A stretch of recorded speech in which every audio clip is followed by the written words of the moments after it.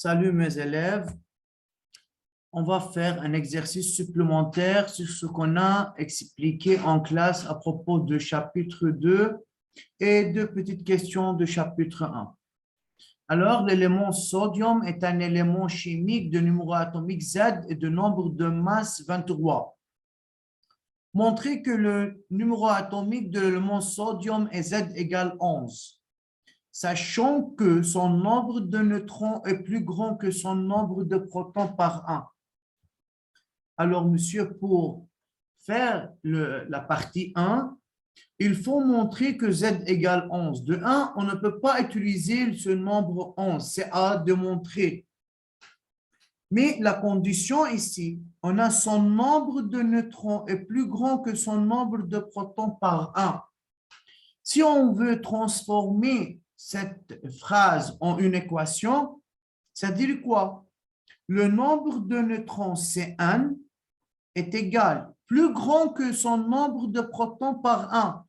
C'est-à-dire, est égal au nombre de protons, mais en 1 plus, supérieur du nombre de protons par 1. Alors, 1, le nombre de neutrons est égal. Le nombre de protons plus 1. Et on sait que le nombre de protons est égal à Z. Alors, monsieur, il faut bien comprendre cette phrase. Alors, pour trouver Z, il faut utiliser cette donnée. Le nombre de neutrons est plus grand que le nombre de protons par 1. Alors, on ajoute au nombre de protons 1. Alors, on peut écrire maintenant 1 égale Z de plus 1.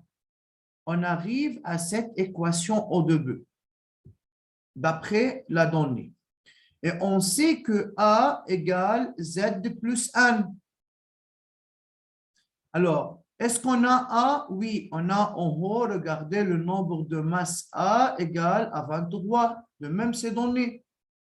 Alors, comment peut-on répondre à cette partie? Donc, on sait que A égale 23. Alors, Z de plus 1 au lieu de A est égal à 23. 1, c'est égal à combien le 1? Le 1, c'est Z de plus 1. Alors, on remplace 1 ici par sa valeur, c'est 1 de plus 1.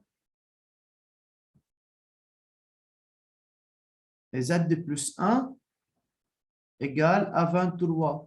Z de plus Z, c'est égal à 2Z plus 1 égale à 23. Je vais continuer ici. Alors, 2Z égale 23 moins 1, parce que si on veut déplacer le 1 après l'égal, on change le signe, ça devient moins 1. Donc, 2Z égale 22. Alors, Z égale 22 sur 2. Le 2 ici à côté de X, ça devient en bas de 22. Alors, ça devient 22 sur 2, c'est égal à combien? À 11. Combien? Comme ça, pardon, on montre que Z, le numéro atomique, est égal à 11. Deuxième partie, écrire la représentation chimique de l'élément sodium. Alors, le symbole de sodium, c'est un A, c'est à vous de savoir le symbole de l'atome. C'est ici 23A et Z, c'est 11. Partie 3, écrire la configuration électronique de l'élément sodium. Pour écrire la configuration électronique, on a dit en classe, il faut chercher le nombre d'électrons. Jusqu'à maintenant, on n'a pas le nombre d'électrons, mais on a quoi? On a Z, c'est de montrer que Z égale 11. Alors, pour écrire la configuration électronique, il faut trouver le nombre d'électrons. L'atome est neutre. Le nombre de protons égale le nombre d'électrons égale à Z égale combien? 11. Donc, la configuration électronique de A11, deux points, c'est K2, L8 et M1. Indiquer sa couche de valence et son nombre d'électrons de valence. Alors, partie 4, sa couche de valence,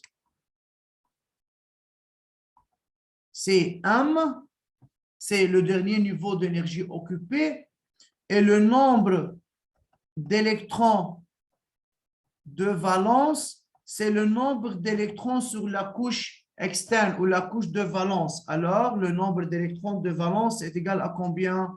À 1. Partie 5, c'est préciser la position. La position, c'est-à-dire dans le tableau périodique, c'est-à-dire ligne et colonne. Et le verbe d'action, c'est préciser, alors il faut justifier. Donc, le sodium appartient à la ligne 3. Pourquoi? Car il a 3 niveaux d'énergie occupés.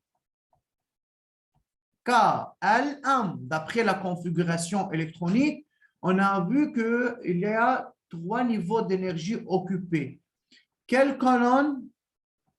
C'est colonne 1. Pourquoi? Car il a un électron de valence. Car la colonne, c'est le nombre d'électrons de valence de l'élément. 6, écrire son symbole de Lewis.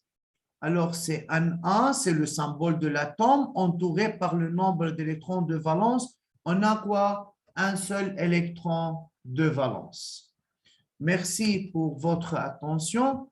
Étudiez bien pour le TS. Au revoir.